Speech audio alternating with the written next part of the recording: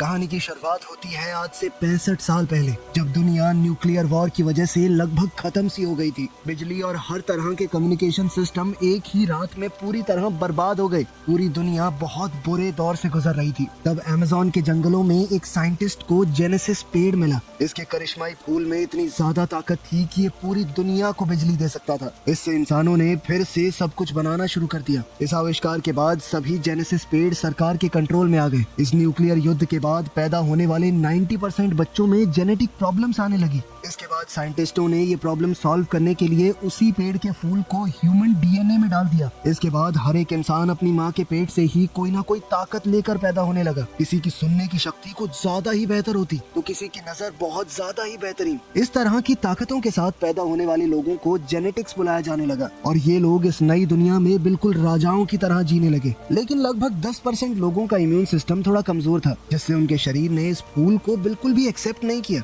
इन लोगों को स्पेशल्स बोला जाने लगा और इन्हें सिर्फ छोटे मोटे काम दिए जाते, जैसे साफ सफाई, मेंटेनेंस वगैरह। अब हम जेनेसिस इंस्टीट्यूट में क्लोई को देखते हैं, जो इस वक्त एक स्टूडेंट बनकर क्लास ट्रिप पर गई है और उसका व्हील चेयर वाला पार्टनर लियोन सफाई करने वाला बनकर वहाँ आया। सबका ध्यान हटते ही लियोन ने एक डिवाइस की मदद से बंद दरवाजा खोला और प्राइवेट एरिया में घुस गया। मैप चेक करते ही उसे पता चला कि 2 गार्ड पास में ही खड़े हैं, तो उसने वहाँ पर एक छोटा चूहे जैसा खिलौना भेजा। गार्ड्स उसके पीछे गए, उसे पकड़ा तो उस चूहे के अंदर से स्लीप गैस निकली, जिससे दोनों गार्ड बेहोश हो गए। लियोन ने उनकी चाबियां ली, वेंटिलेशन सिस्टम तक गया और गैस का टैंक जोड़ दिया। जिसके बाद स्लीपिंग गैस ने पाइप्स के अंदर से जाकर साइंटिस्टों को सुला दिया। फिर उसने मास्क पहना और लैब में घुसने की कोशिश की, पर उसका कोड गलत निकला। उसने क्लोई को कॉल किया और सही कोड लाने को कहा। मेन लॉबी में क्लोई ने कुछ लड़कों को स्पेशल्स के बारे में बोलते सुना कि उन्हें तो मार देना चाहिए। क्लोई ने उनसे झगड़ा शुरू कर दिया। बाकी बच्चे भी उन्हें उकसाने लगे। एक गार्ड भाग कर आया। क्लोई ने बेचारी बनकर गार्ड से मदद मांगी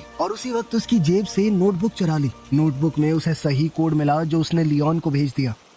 कोड मिलते ही लियोन जल्दी से लैब में घुस गया। उसने अपनी माँ की पुरानी घड़ी निकाली, जिसमें लिखा था कि हम सब एक हैं, हम सब बराबर हैं। ये पढ़कर उसे हिम्मत मिली। उसने एक लिवर खींचा, मशीन खुली और अंदर जेनेसिस ट्री था। उसने एक पुराना हथियार लिया और शीशे के अंदर छेद करना शुरू किया। लेकिन जैसे ही वो फूल तोड़ने लगा, पेड़ ने बहुत सारे स्पाइक शूट कर दिए और अचानक से अलार्म बजने लगा। लियोन ने फिर भी फूल को एक ब्लू कैप्सूल में पैक कर लिया। अनाउंसमेंट हुई कि ये बिल्डिंग अब लॉकडाउन में जा रही है और सब को जल्द से जल्द बाहर निकलना होगा। क्लोई लियोन का इंतजार करना चाहती थी, पर गार्ड्स ने उसे बाकी स्टूडेंट्स के साथ बाहर भेज दिया। किसी तरह किस्मत से लियोन भी समय रहते बाहर आ गया। बाहर लियोन ने जानबूझकर क्लोई को टक्कर मारी और उसका टेडी बियर नीचे गिरा दिया। उसने टेडी वापस देने से पहले कैप्सूल को टेडी के अंदर छुपा दिया। जब गार्ड्स ने लियोन की जेब चेक की तो उन्हें सिर्फ एक घड़ी मिली। उन्होंने घड़ी पर लिखी हुई बात का मजाक उड़ाया और साथ ही लियोन को फ्रीक कहकर पुकारा। एक आदमी बहुत ध्यान से सभी स्टूडेंट्स को चेक कर रहा था, लेकिन उसने भी ये तो नहीं सोचा कि इस टेडी के अंदर फूल छुपा हुआ होगा। कुछ देर बाद क्लोई और लियोन सड़क पर बड़ी स्क्रीन पर न्यूज देखने लगे। सेनेटर फ्रैंक लोगों से कह रहा था कि पैदा होने से पहले ही क्यों, हम फूल का इस्तेमाल लोगों के जन्म लेने के बाद भी तो कर सकते हैं। जिसके बाद फेमस सिंगर मीरा वहाँ आई। उसने अनाउंस किया कि वो बिना ताकत वाले लोगों की डिस्ट्रिक्ट में फ्री टूर कर रही है, ताकि सब लोग एक साथ मिलकर रहें। अपना हुलिया बदलने के बाद लियोन ने क्लोई को समझाया कि पॉलिटिशियंस और सेलिब्रिटी सिर्फ ड्रामा करते हैं, उन्हें हम जैसे लोगों की कोई परवाह नहीं है। अभी थोड़ी देर पहले सड़क पर एक हमारे जैसे गरीब आदमी को खाने के स्टोर से धक्का देकर निकाल दिया गया। तभी हम देखते हैं कि एक सफाई करने वाला आदमी खिड़की से कुछ मिटा रहा था। वहाँ लिखा था डेथ टू द जेनेटिक्स, जिसका मतलब था कि सब लोग जेनेटिक्स को देखकर खुश तो नहीं है। वहीं मीरा के मैनेजर ने उसे कहा कि हालात खतरनाक हो रहे हैं। स्पेशल डिस्ट्रिक्ट जहाँ पर वो 10% लोग रहते हैं जिनके ऊपर उस फूल ने काम नहीं किया, वो पहले से बहुत रिस्की है और बहुत ज्यादा भीड़ आएगी, इसलिए ऑटोग्राफ सेशन को कैंसिल करना होगा। मीरा को ये बात बिल्कुल पसंद नहीं आई। उसने कहा कि ऐसे थोड़ी आएगी एकता, मुझे लोगों के सामने जाना होगा, उन्हें अपने जैसा महसूस करवाना होगा। उसने इवेंट को कैंसिल करने से मना कर दिया। क्लोई और लियोन जब घर जाने लगे तो स्पेशल डिस्ट्रिक्ट के गेट पर गार्ड्स ने उनकी आईडी चेक की। लियोन शॉपिंग करने गया, तब क्लोई टीवी पर फ्रैंक का इंटरव्यू देख रही थी। अब फ्रैंक बोल रहा था कि उसने ऐसी दवाई बनाई है जिससे वो 10% लोग जिनके अंदर ताकत नहीं आई थी, वो भी अब इस ताकत को महसूस कर पाएंगे। उन्हें भी अब बाकी सब जैसा बनाया जा सकता है। क्लोई ये देखकर बहुत खुश हुई, लेकिन लियोन ने कहा कि ये सब झूठ है। फिर वो दोनों अपने घर गए एक छोटी सी वर्कशॉप में। क्लोई वहाँ पौधे उगाती है और लियोन कुछ डिवाइसेस बनाता है। लियोन फूलों से वो हिस्से निकालता है जिनके अंदर ताकत है और उनकी मदद से अपाहिज लोगों के लिए खास तरह के प्रोस्थेटिक्स बनाता है ताकि वो लोग भी एक आम जिंदगी जी सके। क्लाइंट्स के पैसों से उनका रोज का गुजारा हो जाता है। क्लाइंट्स का काम खत्म होने के बाद एक आदमी ने जेनेटिक डिस्ट्रिक्ट से कॉल किया और कहा कि मुझे कुछ ठीक करवाना है। क्लोई ने मना कर दिया ये कहकर कि हम लोग कहीं जाके ठीक नहीं करते, दुकान पे ही आना पड़ेगा आपको। और जब लियोन ने सुना कि वो आदमी 3 गुना पेमेंट देगा तो उसने कहा कि कोई नहीं, आ जाएंगे। क्लोई डर गई क्योंकि ये थोड़ा इलीगल काम था। लियोन ने उसे समझाया कि मुझे सारा रास्ता पता है, कहाँ पे गार्ड्स हैं कहाँ पे नहीं, वो किसी को भी पता लगे बिना अंदर जा सकता है। अब वो दोनों एक महंगे से रेस्टोरेंट में पहुंचे जहां कुक ने उन्हें पीछे के दरवाजे से अंदर लिया। वो कुक भी उन्हीं की तरह था। उसके पास एक मैकेनिकल सूट था जो उसे चलने में मदद करता है अपाहिज होने के बाद भी। अचानक एंटी जेनेटिक्स नाम की गैंग मेन दरवाजा तोड़कर अंदर घुस गई और उन्होंने बिजली भी काट दी। लियोन ने सूट ठीक करने का काम पूरा किया। कुक ने कहा कि मैं देख कर आता हूँ बिजली कैसे चली गई, साथ ही आपके पैसे भी ले आऊंगा। गैंग ने अब रेस्टोरेंट को तोड़ना शुरू कर दिया और खास शक्तियों वाले इंसानों को मारना भी। कुछ ही मिनटों में बहुत से टेबल्स टूटे पड़े थे और बहुत सारी लाशें जमीन पर थी। फिर गैंग का लीडर दीवार पर कुछ लिखने लगा। इतने में कुक वापस किचन में आया। उसके शरीर पर खून लगा हुआ था। उसने अपनी आखिरी सांसें भरते हुए क्लोई और लियोन को बताया कि बाहर क्या हो रहा है और फिर दम तोड़ दिया। अब क्लोई और लियोन ने भागने की कोशिश की लेकिन पीछे के दरवाजे पर ताला लगा हुआ था। अब उन्हें यहाँ से भागने के लिए कुछ तो दिमाग लगाना पड़ेगा। लियोन ने क्लोई से कहा कि कुक का मैकेनिकल सूट पहनने में मेरी मदद करो। कुछ मिनट बाद 2 गैंग वाले किचन में आए। उन्हें सिर्फ मरा हुआ कुक ही दिखाई दिया क्योंकि क्लोई और लियोन छुपकर बैठे थे।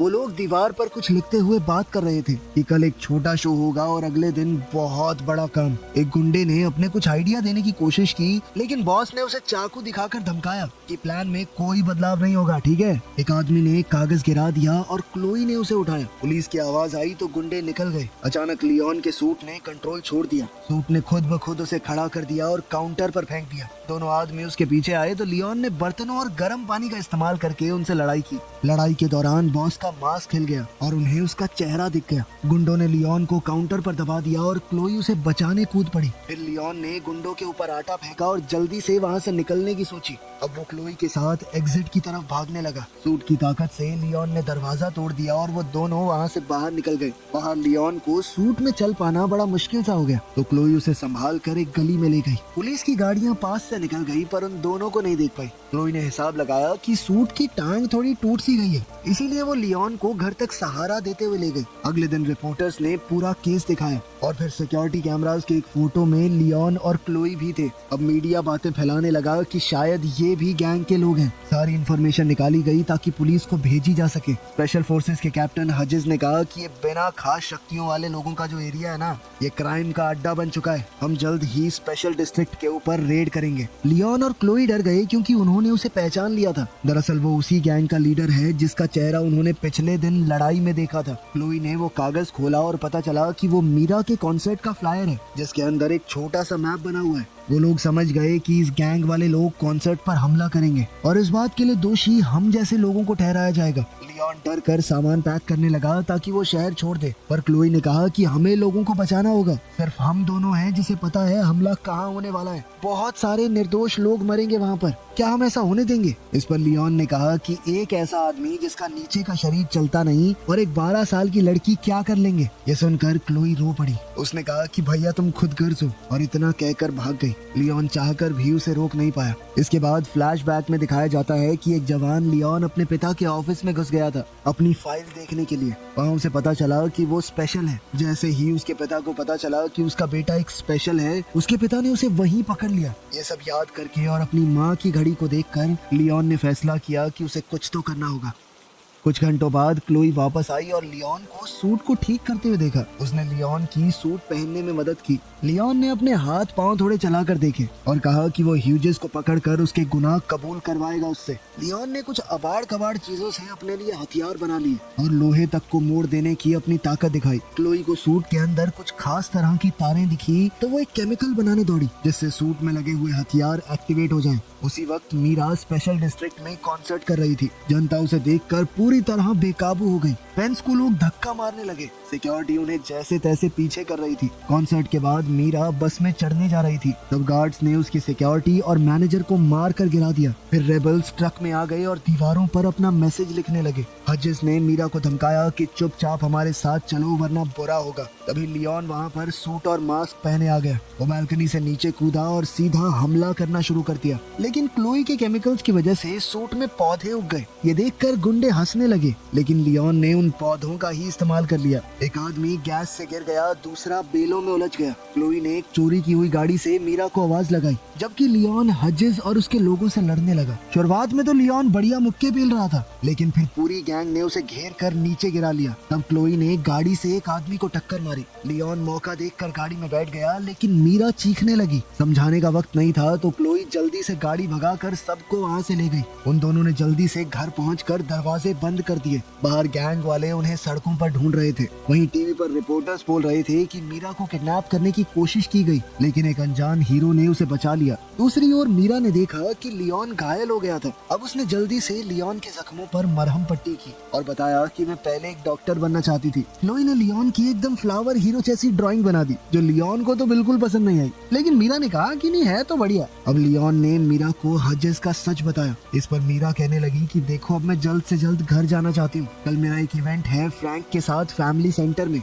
लियोन को लग रहा था कि एंटी जेनेटिक्स गैंग का अगला टारगेट फ्रैंक होगा। आज उन्होंने मीरा पर हमला किया था तो वो कल फ्रैंक पर जरूर करेंगे। ये गैंग जन्म होने के बाद लोगों में होने वाले एनहांसमेंट या बदलाव के खिलाफ थी। ये मानते थे कि जो जैसा पैदा हुआ है वो हो गया। मीरा इस सब के बारे में पुलिस को आगाह करना चाहती थी, पर लियोन ने मना कर दिया क्योंकि हजेस भी तो एक पुलिस कमांडर ही है। अब उन लोगों ने मिलकर आगे का प्लान बनाया।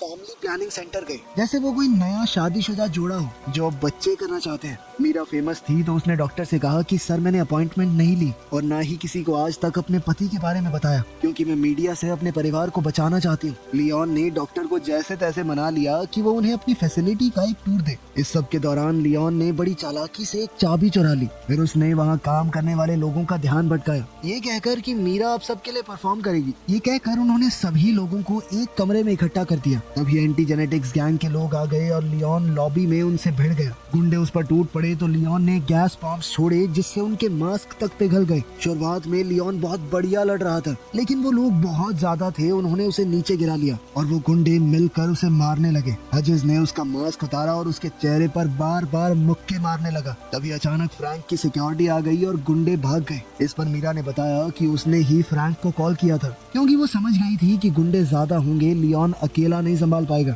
लियोन ने पूछा कि गार्ड्स ने गुंडों को फॉलो क्यों नहीं किया, तो फ्रैंक ने कहा कि तुम हमारे लिए उनसे ज्यादा जरूरी थे। पता चला कि फ्रैंक असल में लियोन का पिता है। क्लोई ये सुनकर पूरी तरह चौंक गई। वो सोच में पड़ गई कि लियोन ने आज तक उससे झूठ कहा कि उनके पिता मर चुके हैं। वो नाराज होकर वहाँ से भाग गई। अब रिपोर्टर अंदर आ गए तो उन्हें देखते ही फ्रैंक का पॉलिटिशियन मोड ऑन हो गया। उसने कहा कि मेरा बेटा एक प्रूफ है कि जेनेटिक्स और ऐसे लोग जिनके ऊपर फूल ने काम नहीं किया है, उन लोगों के बीच में गैप बहुत ज्यादा बढ़ गया है। इसीलिए कल वोट बड़े ध्यान से देना। एक हफ्ते बाद अनाउंस हुआ कि फ्रैंक के प्रोजेक्ट को लगभग सबने अप्रूव कर दिया है। बहुत सारी बसेस स्पेशल डिस्ट्रिक्ट में आई और सभी गरीब लोगों को शहर के बाहर एक मेडिकल कैंप में भेज दिया गया। इस ट्रीटमेंट के बाद उन लोगों के अंदर भी कोई कमी नहीं रहेगी, तो इसीलिए उनकी रहने की जगह यानी स्पेशल डिस्ट्रिक्ट को खोल दिया जाएगा और सभी लोग आराम से एक साथ रहेंगे। कोई रोक टोक नहीं होगी बीच में। मेडिकल सेंटर में लियोन पूछने लगा कि क्लोई कहाँ पर है, लेकिन फ्रैंक ने बताया कि हम लोग उसे नहीं ढूंढ पाए। जब लियोन ने हजेस का नाम लिया तो फ्रैंक ने टॉपिक बदल दिया। उसने कहा कि तुम इस सब की चिंता मत करो, मैं बस तुम्हारा इलाज करना चाहता हूँ। लियोन ने याद दिलाया कि जब आपने माँ का इलाज करने की कोशिश की थी तो वो मर गई थी, याद है आपको? फ्रैंक ने माफी मांगी और ये माना कि मुझसे गलती हुई है। उसने बताया कि तुम्हारी माँ ने एक लेटर भी छोड़ा है, लेकिन मैं आज तक डर रहा था उसे तुम्हें देने से। जब तक मैं हिम्मत जुटा पाता तुमने घर छोड़ दिया था। अब लियोन ने लेटर खोला। उसकी माँ ने लिखा था कि मुझे तुम लोगों को छोड़ना पड़ा, उसके लिए मैं माफी चाहती हूँ। वो चाहती थी कि लियोन एक अच्छा आदमी बने, लेकिन उसे डर था कि लियोन के अंदर का गुस्सा उसके दिल को खा जाएगा, उसके अंदर कड़वाहट आ जाएगी। उसने कहा कि बेटा लोगों को माफ करना सीखो, क्योंकि कोई भी आखिर तक साथ नहीं होता। ये सब पढ़कर लियोन अपनी माँ को याद करके रोने लगा। मीरा वहाँ आई और लियोन को ताजी हवा के लिए बाहर ले गई। बाहर घूमते हुए लियोन को क्लोई दिख गई तो उसने उससे माफी मांगी। क्लोई भी अपनी अपने भाई से ज्यादा वक्त तक गुस्सा कैसे रह पाती। फिर लियोन ने बताया कि मुझे लगता है फ्रैंक ने ही सारे हमले करवाए हैं ताकि उसका प्रोजेक्ट अप्रूव हो जाए, लेकिन उसे पकड़ने से पहले उन्हें उसके खिलाफ सबूत ढूंढना होगा। क्लोई को एक आइडिया आया और उसने एक आदमी से जिसके पास आई प्रोस्थेटिक है उसका कैमरा मांग लिया। उधर डॉक्टर्स ने अगले पेशेंट का नाम अनाउंस किया। उधर लैब में क्लोई ने वेंट्स में घुसकर रिकॉर्डिंग स्टार्ट कर दी। हचिस और फ्रैंक आपस में बात कर रहे थे। उनकी बातचीत से ये तो साफ हो गया कि उन दोनों ने मिलकर ही ये कांड किया है। अपने कुछ पेशेंट्स को बेहोश करते वक्त फ्रैंक अपना प्लान समझा रहा था। वो इन लोगों के दिमाग से खास तरह के जीन को निकालना चाहता था। फिर वो उस जीन को उन लोगों के अंदर इंजेक्ट करेगा जिनके अंदर खास ताकत थी। फ्रैंक इसे इंसानों का अगला एवोल्यूशन कह रहा था। फ्रैंक ने बताया कि इससे वो लोग और बेहतर हो जाएंगे, हमेशा जवान रहेंगे चाहे कोई भी उम्र हो। उसे स्पेशल्स यानी इन अपाहिज लोगों की कोई परवाह नहीं थी। इन लोगों का तो सिर्फ वो इस्तेमाल करना चाहता है उस जीन को निकालने के लिए। थोड़ी देर बाद क्लोई ने टेंट में सबको रिकॉर्डिंग सुनाई। मीरा रोते हुए वहाँ मौजूद सभी स्पेशल्स से माफी मांग रही थी क्योंकि उसे इस बारे में कुछ नहीं पता था। लियोन ने अपनी माँ के मैसेज को दोहराया कि हम सब एक बराबर हैं, हमारे अंदर कोई कमी नहीं है, इंसान है हम भी। ये बातें कहते हुए उसने सबको लड़ाई के लिए उकसाया। उसने कहा कि मुझे किसी भी हालत में मेरा सूट चाहिए। इस पर क्लोई ने बताया कि मैंने पहले ही स्टोरेज की चाबियां चुरा ली हैं।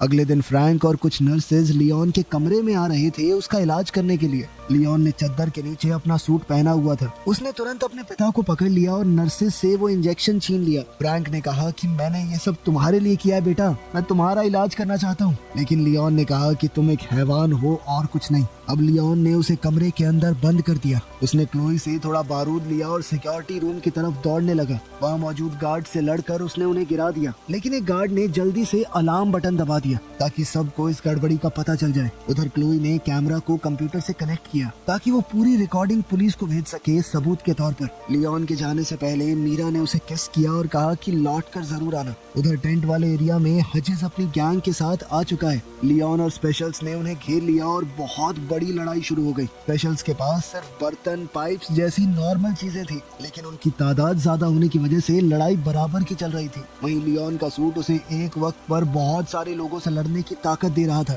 लेकिन हचिस ने बैकअप बुला लिया और हथियारों वाले बहुत से लोग आ गए। कई स्पेशल्स लड़ते हुए गिर रहे थे। वहीं लियोन हचिस से अकेले लड़ रहा था। कुछ देर बाद हचिस ने लियोन को नीचे गिरा दिया और लियोन ने भागकर बचने की कोशिश की। उधर सिक्योरिटी रूम में एक आदमी ने मीरा को गले से पकड़ लिया। तभी एक स्पेशल वहां आया और जल्दी से उस आदमी को मार गिराया। कंप्यूटर ने आखिरकार फुटेज अपलोड कर ही दी और क्लोई ने जल्दी से पुलिस को बुलाया। उधर लैब में लियोन अपनी जान बचाने के लिए रेंग रहा था। हचिस ने पीछे से आकर उसे मारा। अब टेबल्स और कंट्रोल पैनल के बीच में उनकी लड़ाई हो रही थी। लियोन ने जेनेसिस पेड़ की मशीन खोल दी और फिर एक चीज फेंक कर मारी जिससे शीशे के ऊपर क्रैक आ गया। उसकी इस हरकत के बाद तो हचिस ने लियोन को पकड़कर और मारा और उसे मशीनों के ऊपर फेंक दिया। इससे पूरा शीशा ही टूट गया। अब हचिस उसे मारने ही वाला था जब लियोन ने अचानक ही एक फूल तोड़ दिया। अब तक वो जान चुका था कि फूल तोड़ने से पेड़ के अंदर से स्पाइक निकलेंगे। वो हचिस के चेहरे में घुस गए और वो गिर पड़ा। वहीं पुलिस ने आकर फ्रैंक के सारे लोगों को अरेस्ट कर लिया।